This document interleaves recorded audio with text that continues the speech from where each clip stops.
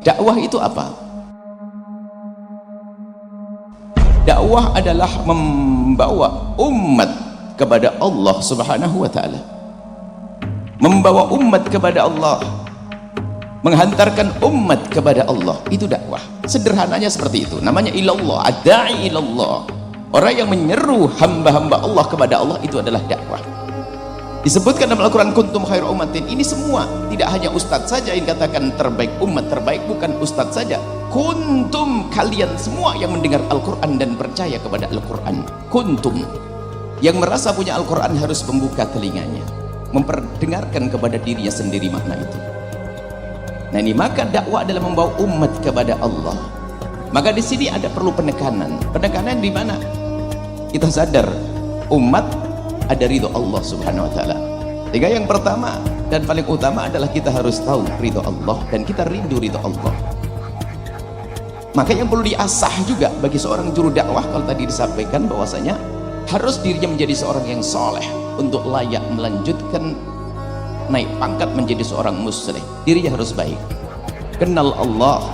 Maka kalau seorang juru dakwah itu tidak kenal Allah, kalau juru dakwah tidak kenal Allah, bagaimana mungkin membawa umat kepada Allah? Ia tidak akan bisa membawa umat kepada Allah. Maka seorang juru dakwah harus terus mengasah antara hubungan dirinya dengan Allah agar semakin kenal Allah, baru setelah itu layak mengajak hamba Allah kepada Allah. Jika tidak, maka akan terjadi musibah besar. Yang semula mengajak hamba Allah kepada Allah akan berubah mengajak hamba Allah kepada dirinya sendiri, sehingga muncullah orang yang senang disanjung karena besarnya jamaahnya, atau pengen disanjung besarnya pesantrennya dan seterusnya. Bukan Allah, akan tapi ingin membawa umat kepada dirinya sendiri.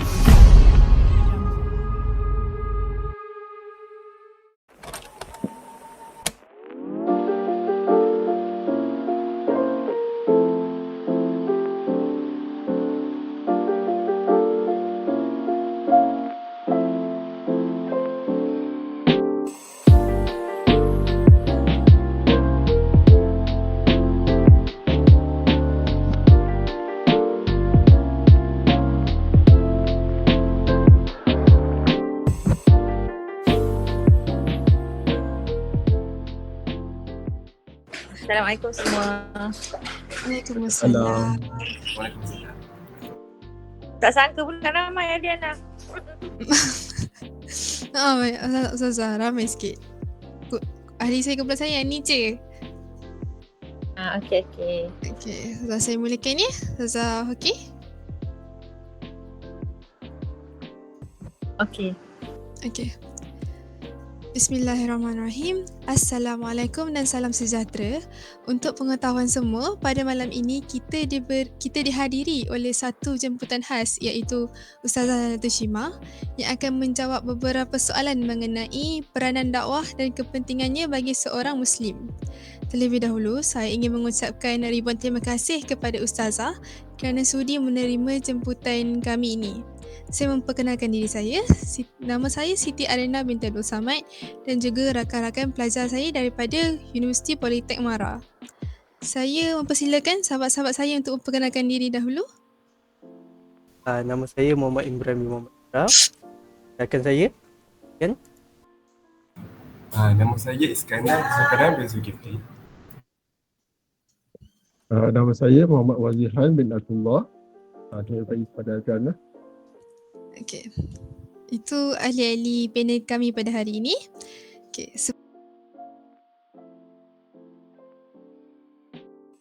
Sebelum kita memulakan sesi soal jawab ini, saya ingin menjemput Ustazah Shima untuk berkongsi secara ringkas biodata Ustazah. Dipersilakan Ustazah. Bismillahirrahmanirrahim. Terima kasih Adriana. Adriana ni anak murid saya. Bismillahirrahmanirrahim. Alhamdulillahirrabbilalamin. Wassalatu wassalamu ala asyrafil mursalin wa ala alihi wa sahbihi ajma'in. Rabbi shrah li sadri wa yassir li amri wahlul 'uqdatam min lisani yafqahu qawli. Okay, Ustazah diberi nama Ustazah Lailatul Shima binti Daud. Saya berasal dari Pontian Johor. Dan saya telah mengajar di sekolah menengah selama lebih kurang 20 tahun. 20 tahun lebih, 20 tahun lah. Dan saya pengkhususan pengajian dalam bidang syariah, siasat syariah, dan pengkhususan untuk ikhtisas ni, pendidikan ni dalam pendidikan Islam dan bahasa Arab. Serba sedikit tentang saya lah. Okey, terima kasih Ustazah atas perkongsian ringkas tentang diri Ustazah.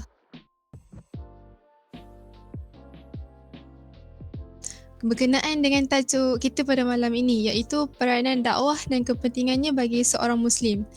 Dakwah yang kita tahu adalah sebahagian dari kehidupan dan tanggungjawab setiap Muslim, dan setiap gerak geri seorang Muslim sepatutnya berlandaskan atas kesedaran untuk mengamalkan Islam dan menyebarkan syiarnya, di samping mendidik masyarakat dengan nilai-nilai Islam yang sebenar.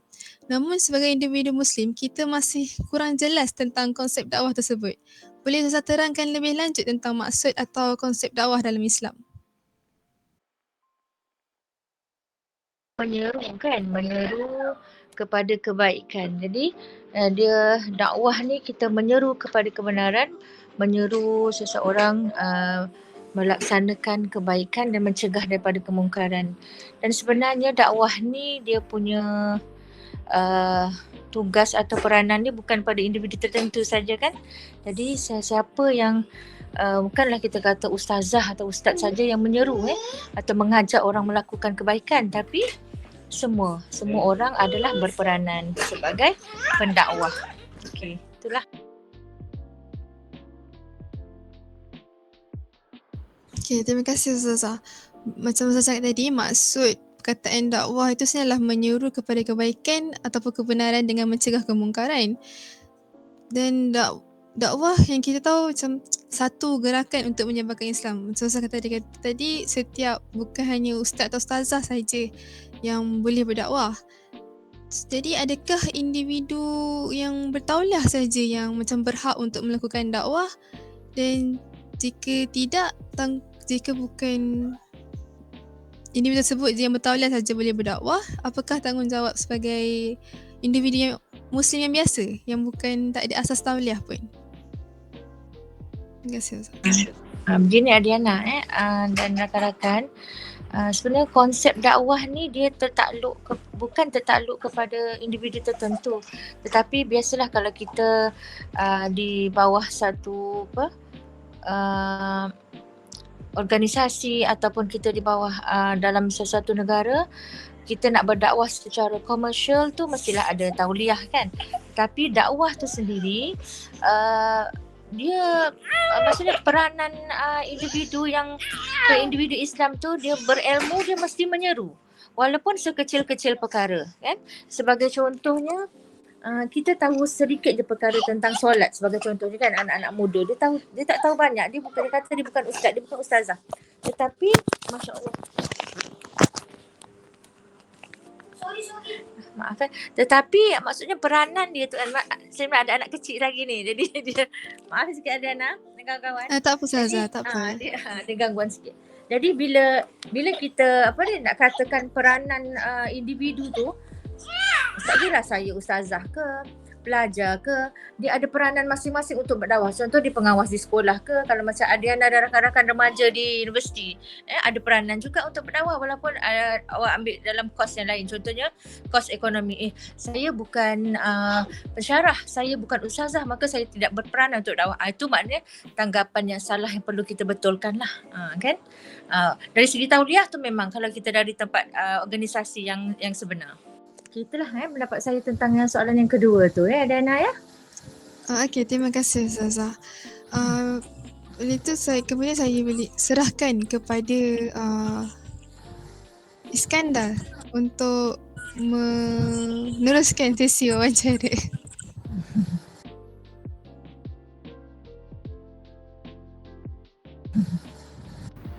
Macam yang Ustazah cakap tadi, kita siapa-siapa boleh bagi dakwah tu. So macam apakah langkah-langkah yang boleh kita lakukan untuk menjalankan kewajipan dakwah dalam kehidupan seharian kita, Ustazah? Okey, pertama sekali kan siapa Zulkarnain ke? Ya, saya. Nampak tak? Okey. Pertama sekali, tak dapat tidaklah kita mesti ada ilmu, betul.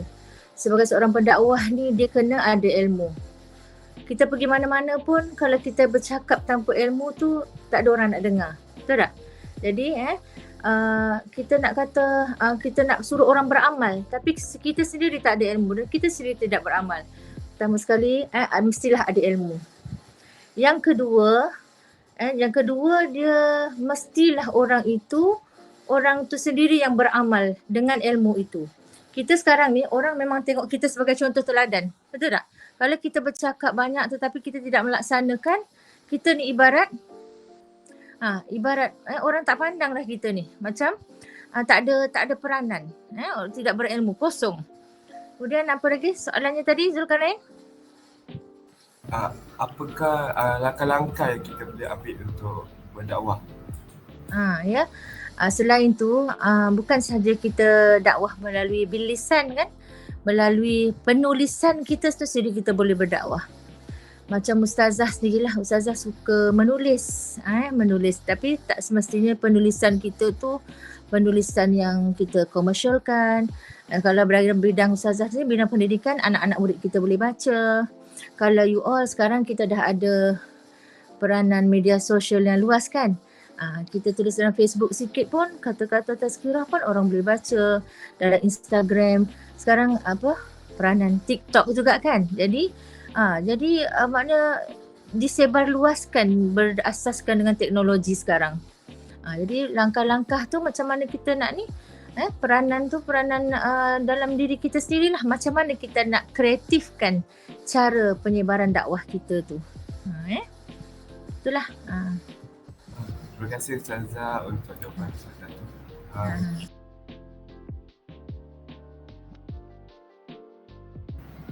Kita dapat dengar banyak dakwah daripada sebelum tu. Ustazah katalah kita dapat daripada media sosial dan sebagainya. Bagaimanakah untuk kita mengetahui bahawa dakwah yang disampaikan itu boleh berlandaskan syarak atau tidak?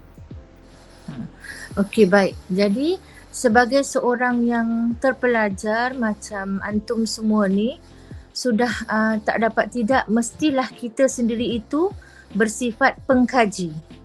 Kita mesti mengkaji dan kita mesti mengetahui pentafsiran Al-Quran. Kadang-kadang tafsiran pun ada yang diselewengkan kan. Begitu juga dengan hadis. Kita mesti pandai memilih hadis yang sahih dengan hadis yang, kadang-kadang hadis tu, hadis dhaif masih boleh lagi kan. Tapi hadis yang sengaja direka-reka. Jadi sebagai seorang yang terpelajar, kita mesti, bukan kita kata, sebenarnya bila kita belajar tu sebenarnya kita lagi tak tahu, betul tak? Sebab banyak ilmu yang aku tak tahu, ini banyak benda yang perlu dikorek sebenarnya. Jadi cara dia mestilah kita meneliti dan mengkaji. Selain tu, kalau kita buat perbandingan, yang mana satu adalah reka-rekaan atau mana satu yang sengaja untuk dipopularkan. Padahal itu tak benar kan. Jadi peranan kita sebagai seorang, sebenarnya bila kita kan, saya sebagai ustazah, awak sebagai student pun, dia sebenarnya dalam lingkungan kita ni tiada hari tanpa ilmu. Tak? Tiada hari tanpa ilmu. Mesti mengkaji dan meneliti, mencari. Tak semestinya dengan buku. Kita boleh bertanya dengan ustaz-ustazah, dengan para ulama, dengan pengkajian-pengkajian tu macam mana cara kita nak menyemak. Kadang-kadang kita rasa macam penyampaian seseorang tu macam hebat kan, macam bagus kan. Tetapi adakah dia bersandar kepada Al-Quran dan hadis?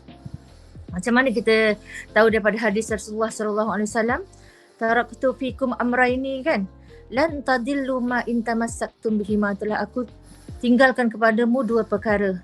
Tak akan sesat sampai bila-bila seandainya kamu berpegang teguh pada dua perkara ini. Apa dia? Iaitu Al-Quran dan Sunnah. Jadi apa-apa yang kita nak bincangkan, apa-apa kita nak seru, mestilah berbalik kepada Al-Quran dan Sunnah yang sebenar. Macam tadi saya ada ajar anak murid saya, kebetulan topik ajaran sesat kan. Ajaran sesat ni popular, betul tak? Popular sangat di Malaysia, terutama dalam kalangan orang profesional. Macam student pun boleh terikut seandainya tidak belajar yang mana satu akidah yang benar dan mana akidah yang salah. Jadi apa kebetulan tajuk Ariana bagi kat kita ni, dekat ustazah ni tajuk dakwah. Jadi daripada dakwah yang benar itu kita dapat menangkis segala ajaran sesat yang kita tahu ciri-ciri itu amat banyak lah. Dari aspek akidah, dari aspek Al-Quran dan Sunnah. Jadi sesat dari segi ibadatnya, sesat dari segi akhlaknya. Jadi sebagai seorang student yang menilai dan meneliti, maka kita kena bezakan yang mana akidah yang benar dan akidah yang salah. Melalui dakwah sebenarnya peranan dakwah lah ni. Peranan dakwah macam saya cakap tadi bukan kepada institusi tertentu, bukan kepada individu. Betul lah. Terima kasih Ustazah. Saya kata betul lah, kita dengar dakwah tu tapi kita sendiri sebagai pendengar kena cari ilmu yang disampaikan tu. Okey, sekarang saya akan paskan kepada rakan saya Muhammad Imran.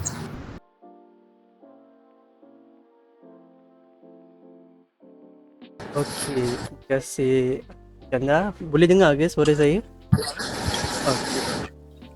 Saya nak bertanya tentang tadi Ustazah ada cakap berkenaan media sosial kan. Daripada media sosial kita boleh menggunakan media sosial itu untuk menyampaikan dakwah kita. Tetapi pertanyaan saya, apakah cara yang terbaik untuk kita menyampaikan dakwah kita melalui media sosial? Itu dia Ustazah. Terima kasih Imran ni. Betul, saya tak pernah nampak. Terima kasih Imran.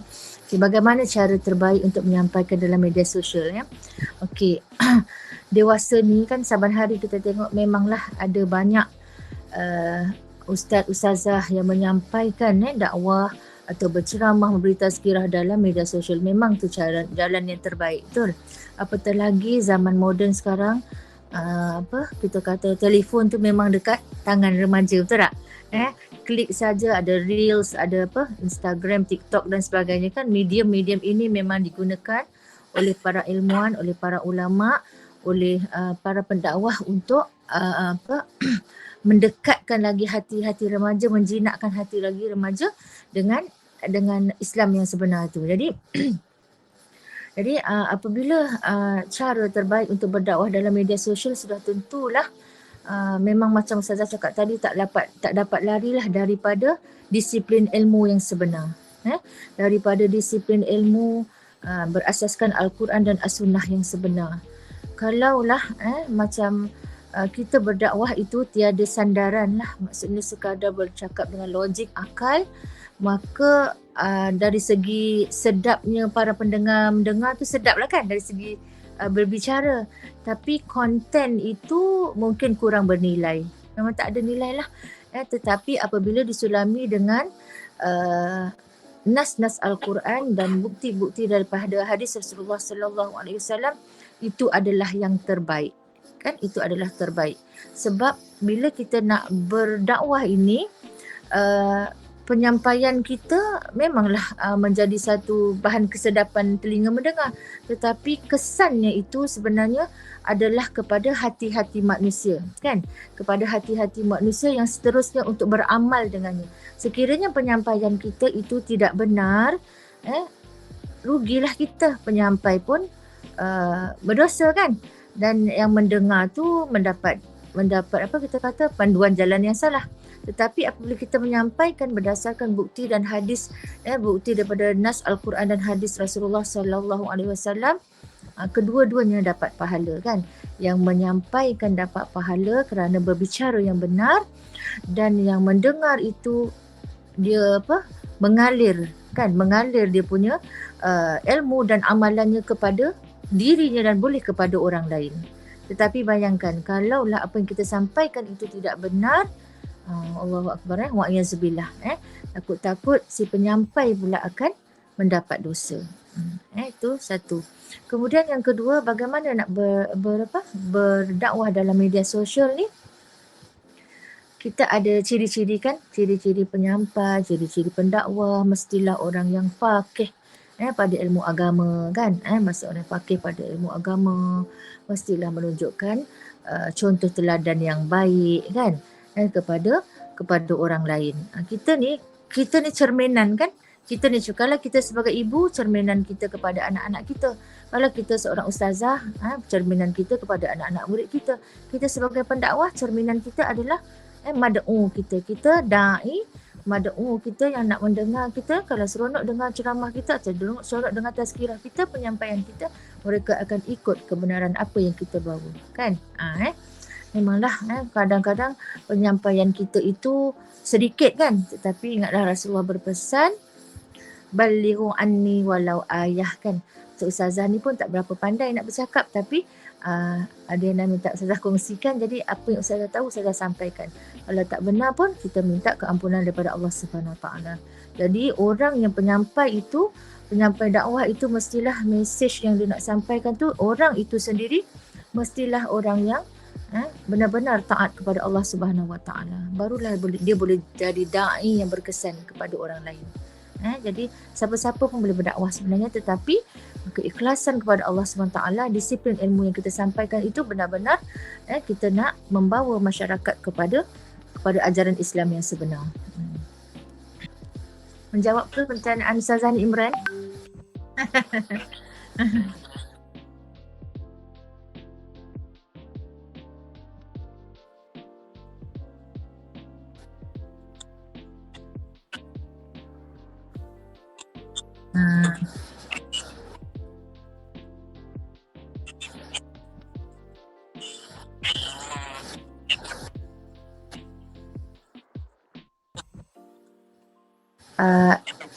Itu memang dah tentu Imran. Pertama sekali mestilah ada ilmu, kan Imran? Dan ilmu tu maksudnya semakin hari semakin perlu kita tambah. Maknanya kalau kita sebagai da'i itu tiada hari tanpa ilmu, kan? Sebenarnya kalau kita koreklah kitab apa yang kita baca pun, buku ke macam Ustazah ni ajar anak murid, buku teks lah dia, kan. Dia tak ada nak korek kitab-kitab yang tebal-tebal tu, kecuali dia buat apa kita kata kajian sendiri. Tapi buku teks pun maknanya kalau maknanya cara kita nak menambahkan ilmu tu dengan kajian-kajian tadilah, dengan bertanya, dengan berbincang. Kalau you all sendiri sebagai student, macam mana you all punya cara tu nak jadi dai yang terbaik, dengan apa? Ada kan kat sana ada pensyarah-pensyarah kan bidang agama, kan. Jadi berbincang dengan cara yang baik, bil hikmah, kan, dengan bijaksana cara kita nak menyampaikan, nak jadi kita nak selain tambah ilmu tu, cara communication skill tu, yes, memang penting. Imran, kadang kan orang tengok cara penyampaian kita, kan, kita pandai berbahasa, itu lagi kita kata bonus lah, kan. Pandai berbahasa, orangnya pula kita kan, kalau macam kita lah, kalau ustazah kat sekolah pun, budak-budak kita tak suka kalau remaja tak tambah tingkatan 4-5, tak suka cikgu-cikgu kita, kan, ataupun ustaz-ustazah dia bebel-bebel sangat, dia tak suka, kan. Dia suka menjadi kawan, kepada dia. Barulah jiwa dia kata jiwa tu sama je, kita geng, ustazah kita geng. Jadi dengan itu communication skill, bagi ustazah itu communication skill, supaya kita kata dakwah bil hikmah, kan, dengan bijaksana. Bagaimana kita memenangi hati mad'u kita. Itu adalah bonus bagi para pendakwah. Memenangi hati mad'u kita. Bagaimana kita nak menarik perhatian mereka dengan suasana, dengan cara kita, penyampaian kita. Dia kadang-kadang kan kita, yelah remaja sekarang kan dia generasi apa dah sekarang ni, kan, dia berbeza dengan generasi zaman ustazah yang mendengar yes ustazah, yes. Dia selalu berfikir sendiri, dan dia nak cari sesuatu tu dia kata apa yang dia nampak. Dia nak apa yang dia nampak. Dia tak nak kita cakap saja, kan. Apa yang kita nampak itu lagi berkesan pada jiwa orang yang mendengar dakwah kita ni, yang mendengar penyampaian kita ni. Jadi tak dapat tidaklah Ustazah rasa dua perkara yang sangat penting tu tadi. Dia ada ilmu dan dia boleh menyampaikan, dan dia tu bukanlah kita kata orang yang berdakwah ini tidak melakukan kesalahan, kan. Maknanya dia maksudnya dia menyedari dan dia cuba perbaiki diri dari masa ke semasa. Kalaulah kita kata aku memang tak ada kesalahan, sebab tu aku boleh berdakwah, itu salah lah. Manusia memang tak lepas dari kesalahan. Jadi kalau kata minta maaf lah, saya ni banyak dosa, saya ni banyak salah, jadi saya tak boleh menyampaikan, minta maaf. Jadi sampai bila kita nak menunggu macam tu, maka masyarakat kita sampai bila-bila akan berada dalam kesalahan dan kesilapan kan. Kita ni manusia biasa, kita bukan para nabi kan yang maksum. Kita bukan para rasul yang maksum. Jadi kerja, kita kata kerja buat kita sebagai pendakwah itu sebenarnya berterusan, continuous. Jadi kita sebagai seorang pendakwah itu ciri dia mestilah sabar. Kan? Mestilah seorang sabar. Jadi kalaulah sekali orang tak dengar cakap kita pun mengalah. Jiwa sebagai seorang pendakwah tu tak ada. Sedangkan kita tengok sirah Rasulullah sallallahu alaihi wasallam banyak rintangan kan. Jadi kita rintangannya sedikit, orang yang tak dengar, orang dah kecewa, kita sendiri kecewa dengan dakwah kita. Macam mana kita nak berdakwah agar kebenaran itu lebih meluas lagi. Jadi sebagai seorang pendakwah, jiwa memang kena kental. Jiwa nak kental macam mana? Kita kembali kepada Allah Subhanahu Wa Taala. Sebab tu kan Imran, Zulkarnain, Wazir dan Ardiana nak jadi pendakwah ni tak dapat tidak bagi ustazah lah. Ulam-ulaman dia adalah tahajud kepada Allah Subhanahu Wa Taala. Nak bertahajud kepada Allah, nak memenangi Allah Subhanahu Wa Taala, nak memenangi rahmat Allah itu, pendakwah itu sendiri hati dia kena suci. Hati suci bersih. Ustazah, hati saya tak suci, ada buat dosa. Memang manusia tak lepas dari dosa. Istighfar. Ustazah ajar anak murid ustazah kan. Imran, Adiana dan ni kebetulan dah kan, Wazir ni macam anak murid ustazah jugalah kan. Apa ustazah dapatlah daripada ceramah-ceramah sebelum ni, atau ustazah sendiri dengar dapat daripada tazkirah, kita ni sebagai seorang manusia, kita kena nak capai sesuatu tu, kita kena istighfar kalau boleh 1000 kali sehari. Istighfar, Allah ampunkan aku, ya Allah ampunkan aku, kedua ibu bapaku. Setiap hari cuba capai 1000 kali istighfar setiap hari. InsyaAllah apa yang perjalanan sebagai seorang da'i itu Allah permudahkan. Perjalanan sebagai seorang student itu Allah permudahkan. Perjalanan sebagai seorang ustazah itu Allah permudahkan. Perjalanan sebagai seorang hamba Allah itu Allah permudahkan. Sebab kita nak minta sesuatu daripada Allah, tetapi hati kita kotor dan berdosa, kita sucikan dulu. Kita minta dengan Allah Subhanahu Wa Taala. Itulah Imran.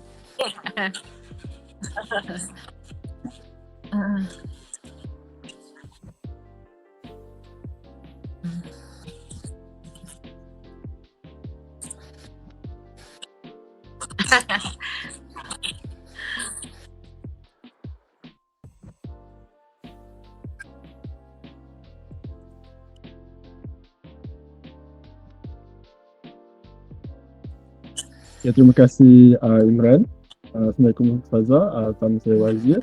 Untuk soalan saya pun saya ada 2 soalan. Soalan pertama, pada pendapat Ustazah, adakah dakwah dalam Islam dalam kalangan muslimin dan muslimat dapat merapatkan hubungan silaturahim atau sebaliknya, dan kenapa? Ya, itu soalan saya. Terima kasih Wazir. Sudah tentu Wazir, sudah tentu bila kita berdakwah ini, ikatan kita kepada Allah Subhanahu Wa Taala tu semakin rapat. Sebab tu kita ada hablum minallah wa hablum minannas kan. Hubungan kita kepada Allah dan hubungan kita kepada sesama manusia. Sebenarnya hubungan kepada Allah itu dia ada kaitan tak dengan sesama manusia? Ada. Jadi bila kita nak menyeru kepada jalan Allah itu, sudah tentulah kita nak menarik mad'u kita. Siapa? Manusia kan. Mad'u kita bukan pokok. Jadi bila jalan kebenaran itu diambil bersama-sama oleh masyarakat, oleh ahli keluarga kita, maka kita bercakap ni kepada orang kan, kepada manusia. Jadi kita nak tautan hati itu terjadi dengan aspek-aspek kebenaran dan kebaikan yang kita bawa. Jadi bukanlah kita kata kita berdakwah untuk menjauhkan orang daripada kita, betul tak? Kita nak membawa ahli keluarga kita, kita nak membawa kawan-kawan kita, kita nak membawa masyarakat kita kepada Islam yang sebenar. Jadi sudah tentulah baik-baik cinta itu akan mekar, akan subur. Sebagai contohlah kita bawa kan, kononlah sebelum ni kita dengan ahli keluarga tak bertegur siapa, contohnya kan, kerana kita nak menegur kepada kebaikan. Tetapi once apabila ahli keluarga kita tengok kebaikan daripada teguran kita tu, contohnya bab menutup aurat lah kan, kebaikan itu maruah keluarga kita terpelihara. Jadi keburukan-keburukan, contohnya macam kita kata masalah gejala sosial itu terpelihara, masalah jenayah tu tak berlaku dalam keluarga disebabkan teguran-teguran kita. Rasa-rasa orang berterima kasih tak dengan kita? Keluarga kita berterima kasih tak dengan kita? Satu berterima kasih kan? Jadi yang tak rapat tadi kembali rapat. Contohnya tak bertegur siapa akan bertegur siapa. Contoh kita tengok kepada jiran pula kan. Dakwah ni boleh tak kepada jiran? Boleh kan? Dakwah itu bukan kita kata, oi dengar cakap aku nak bercakap ni, tak semestinya. Dakwah tu boleh tak dengan sesuatu yang kita tak bercakap pun. Contoh dengan kita, saya nak bagi dakwah. Tak ada kan? Dia sebenarnya kita bagi buah tangan. Dakwah tak? Buah tangan, kan kita bagi buah tangan pada jiran adalah satu dakwah. Nak menunjukkan bahawa Islam itu ada mesej dia. Apa dia? Mesej Islam tu membawa mesej yang pemurah, mengambil hati jiran, memberi keprihatinan kan, prihatin pada jiran, alert pada keadaan sekitar jiran. Jadi itu nampak tak? Itu sebenarnya adalah unsur-unsur dakwah. Jadi unsur-unsur dakwah ini sebenarnya yang kita selitkan dalam kehidupan kita, dalam urusan kita dengan jiran tetangga, itu sebenarnya telah mengeratkan silaturahim dalam kalangan masyarakat. Dan apa yang perilaku kita tu sesama jiran sebenarnya dilihat tak oleh orang bukan Islam? Imran, dilihat tak? Dilihat tak oleh Zulkarnain oleh orang bukan Islam? Dilihat oleh orang bukan Islam. Adakah tu dakwah ke tidak? Dakwah ke tidak? Dakwah. Contoh macam kita dalam taman kan, ada kegiatan gotong royong kan. Adakah itu bukan dakwah? Ustazah, itu bukan dakwah. Itu saya tak cakap perkara kebenaran. Sebenarnya tu dakwah lah tu. Dakwah nak menunjukkan bahawa Islam tu, awak setuju tak? Dakwah dengan syiar itu boleh kita selarikan. Lambang syiar tu apa? Lambang keislaman, image Islam kan, boleh tak kita? Ya, dalam tu ada syiar Islam. Jadi bila kita bergotong royong, bila kita pergi rumah terbuka, kita jemput jiran-jiran tetangga yang bukan Islam, itu merupakan satu dakwah. Tengok macam mana cara budaya hidup Islam, juga satu dakwah kan. Itu yang kita saya cakap tadi, kita menonjolkan perilaku seorang Muslim yang sebenar juga adalah satu dakwah. Dia tak semesti kita bercakap tadi kan, yang Imran tanya tadi macam mana kan dakwah tadi, sudah kata melalui penulisan, melalui percakapan, sebenarnya melalui memek muka, melalui perilaku juga adalah satu dakwah. Jadi macam mana kita berhubungan dengan manusia itu, senyuman, dakwah tak? Dakwah. Kita saya cakap dengan wazir kan, saya tak kenal wazir tapi saya senyum, satu dakwah tak? Islam tu suka cinta kepada kebaikan kan. Kita taklah jumpa orang muka kita sombong, bongkak gitu kan, aku ustazah. Tidak. Jadi kita ustazah jumpa anak-anak murid ustazah, dia orang kan berlomba-lomba pagi-pagi kan. Sebab apa? Kata-kata kita telah kita kata dengan nasihat-nasihat tazkirah yang kita bagi tu, dia lebih merapatkan hubungan kita dengan sesama mad'u kita. Kalau ustazah dengan kelompok yang kecil kat sekolah kan, dia tak, padahal ustazah tak ajar dia. Assalamualaikum ustazah, Assalamualaikum ustazah, berkubur. Assalamualaikum ustazah, Waalaikumsalam. Kadang-kadang yang non-Muslim pun dia tercakap Assalamualaikum ustazah. Sebenarnya kadang-kadang dia cakap good morning, ustazah tercakap Waalaikumsalam. Jadi sebenarnya keharmonian dalam sesuatu kelompok masyarakat itu terjalin dengan sebab dakwah ini. Lagi satu, kalau kita kan, kita prihatin kan kepada orang lain, kita menjaga kebajikan dia kan, kita prihatin walaupun mereka adalah bukan seagama dengan kita, tapi kita prihatin dengan dia, awak sihat ke, kenapa awak tak sihat ke? Dakwah tak tu? Dakwah bahawa Islam itu adalah agama yang sangat mementingkan ukhuwah. Apatah lagi kita sesama Islam. Ustazah kan walaupun tak ajar aku, macam awak lah sama student kan, baguslah Adriana tu walaupun aku tak kenal dia kan, tapi dia tanya kenapa aku berlaku semalam, kenapa accident ke apa kan. Jadi pernah tak awak cerita kan, mesti kan ada dalam kalangan awak student sama awak walaupun dia bukan satu department dengan awak kan, tetapi itu berlaku tak? Berlaku dalam masyarakat student sendiri kan. Jadi keprihatinan itu ataupun kebaikan kita tunjukkan itu adalah sebenarnya satu dakwah. Satu dakwah tu jadi mengeratkan hubungan. Tapi lama-lama dia pun nak dengar lah, nanti kemudian awak pun ada contoh ada malam kesenian Islam contohnya kan, satu dakwah juga. Ada tak dekat ni? Mesti ada kan. Contohnya malam kita kata hari budaya cara hidup Islam ke apa ke, kita buat karnival ke, kita buat kempen ke, kita buat pameran ke, itu semua adalah satu bentuk-bentuk dakwah yang kita boleh lancarkan, kita boleh sebarkan. Itulah dia Wazir. Saya faham Ustazah.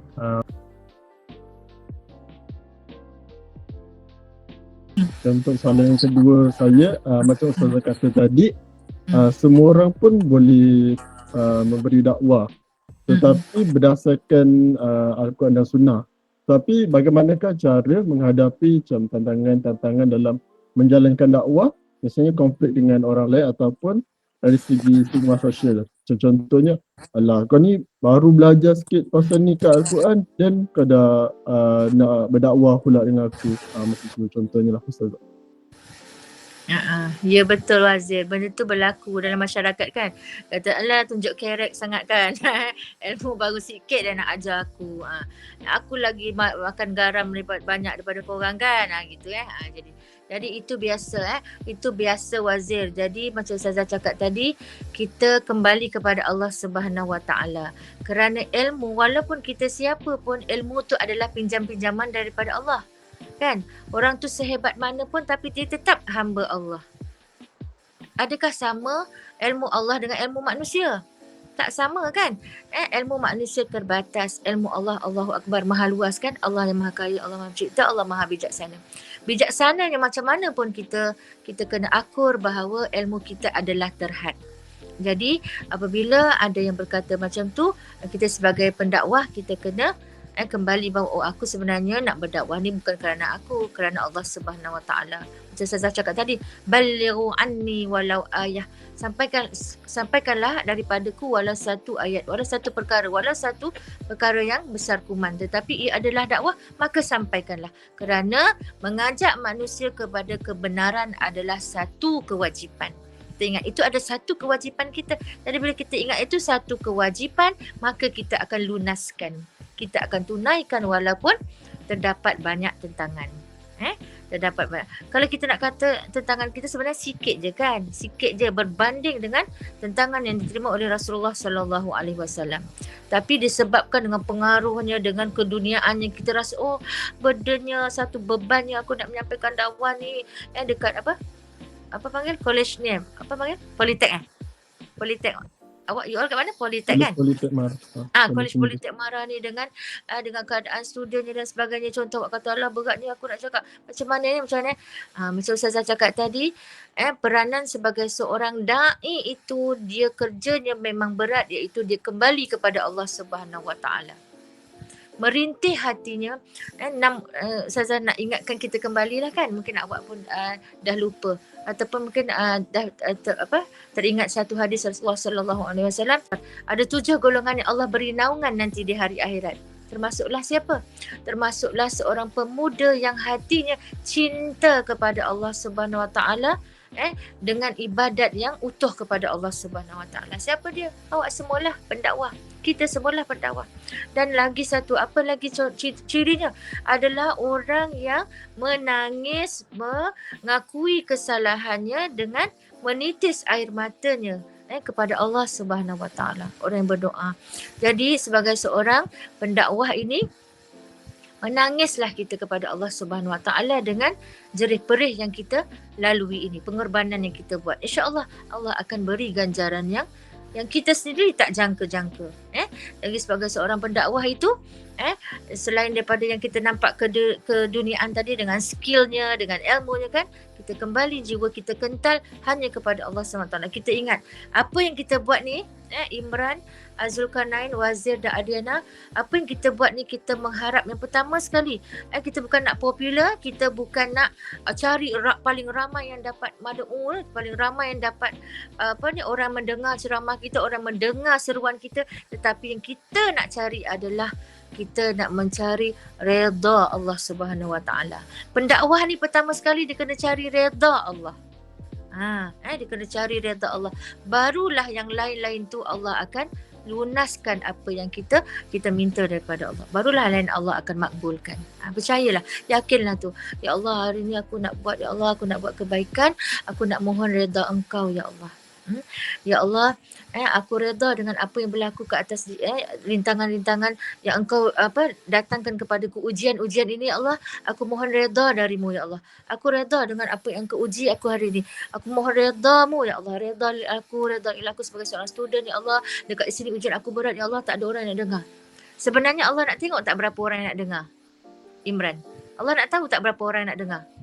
Allah tak nak tahu, Imran. Allah tak nak tahu. Yang tu nanti di akhirat, di mahsyar nanti Allah tak nak tahu berapa yang kita dapat, Adiana. Berapa kita kata quality tu kan. Berapa persen manusia yang dengar. Allah tak nak dengar itu. Allah nak dengar apa? Apa yang kita usahakan. Siapa dia? Pendakwah lah. Apa pendakwah usahakan? Awak nampak depan mata, awak halang tak? Awak nampak maksiat depan mata, awak ikut tak? Ke awak like dan awak subscribe? Awak like ke? Awak apa ke? Awak kata mantap ke? Padahal dia maksiat kan? Awak sanjung ke? Awak tegur ke? Ke awak macam mana? Itu yang Allah nak persaksikan nanti di hari akhirat. Dan yakin dan percayalah, janganlah pendakwah itu orang yang mudah putus asa.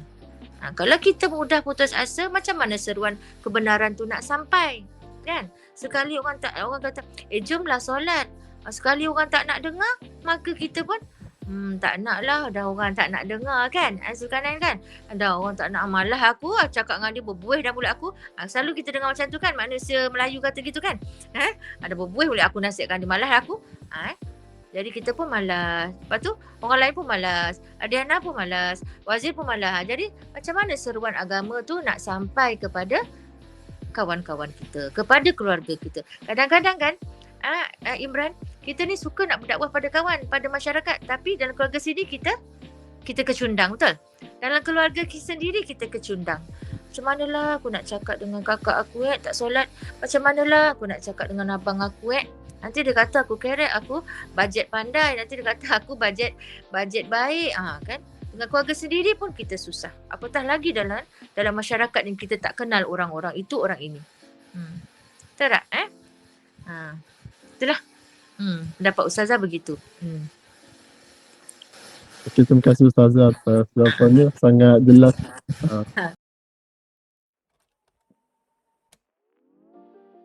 Pertama sekali tadi Ustazah ucapkan tahniah kepada semualah yang berempat ni, Imran, Adiana, Wazir dan Zulkarnain. Ini adalah satu usaha yang hebat dari you all untuk memperkasakan dakwah dalam diri you all. Alhamdulillah, satu tim yang hebat kan. Yang kedua, Ustazah nak minta maaf lah kalau tadi Ustazah terpaksa tutup kamera kan. Anak Tak apa, kecil Ustazah. Ustazah tu. Dan yang ketiga, Ustazah harap apa yang Ustazah sampaikan tadi menjawablah apa you all punya tugasan kan. Tapi Ustazah nak tambah sedikit lah, yang tauliah tu memang penting lah, sebab dalam organisasi macam Ustazah cakap tadi kan, kalau di negeri-negeri tertentu, semualah di Malaysia ni memang kita perlu telah menguatkuasakan bahawa tauliah itu untuk disampaikan kepada orang ramai. Yes, perlu ada tauliah. Macam Ustazah sendiri, cikgu-cikgu di sekolah sebagai guru agama pun mesti ada kita kata kelulusan dalam bidang agama untuk menyampaikan kepada secara komersial kan. Ada kalau Ustazah dalam bidang pendidikan macam itulah, kalau pensyarah dalam bidang pensyarah. Tapi dalam diri kita sendiri itu dakwah perlu ditegakkan. Jadi Ustazah mohon maaf lah kalau penyampaian Ustazah tadi tidak menepati soalan-soalan you all. Rasa macam mana, menepati ke tak? Alhamdulillah menepati Ustazah. Banyak menjawab soalan tu. Kalau ada kekurangan, Ustazah mohon maaf zahir batin ya. Adiana dan Dan rakan-rakan. sama juga lah daripada kita orang pun Ustazah.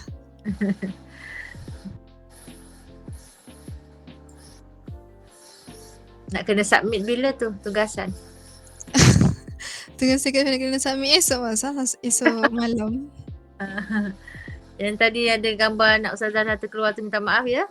Jangan risau Tak Ustazah, apa, nanti nanti kami crop out. suruh pakar-pakar Ustazah. edit. Ya, ya. Sebab yelah dia kan malam-malam macam-macam lah, dia minta itulah, minta inilah.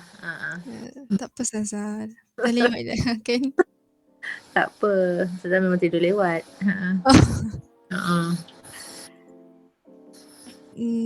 Rasanya sampai situ je daripada kami Ustazah. Ustazah doakan you all berjaya, cemerlang. InsyaAllah, terima kasih Ustazah. Nah, Bil taufik wa najah insya-Allah. Semua apa ni, kelas KA ke? Tak semestinya. Ada surat. Tak Ustazah, kita orang kos komputer. Oh, kos komputer. Oh, yang ni subjek wajib lah. Dakwah. Pengajian Islam. Oh, alhamdulillah. Bagus. Ni orang komputer ni, orang IT ni kena sebarkan dakwah Imran. InsyaAllah Ustazah. Allah. Lagi grafik dia lagi hebat ni, orang IT ni. InsyaAllah. Selamat maju jaya. Terima kasih Ustazah. Terima kasih. Okey. Ya. Terima Sama-sama. kasih Ustazah. Ustazah. Minta maaf saya batin kalau mula-mula tadi kacau apa. Tak apa Ustazah. Terganggu pula you all punya ni nanti audio ke video. Tak apa. Tak. Okey. Terima kasih banyak. Okey. Waalaikumsalam. Terima kasih. Bye. Bye bye Ustazah. Bye.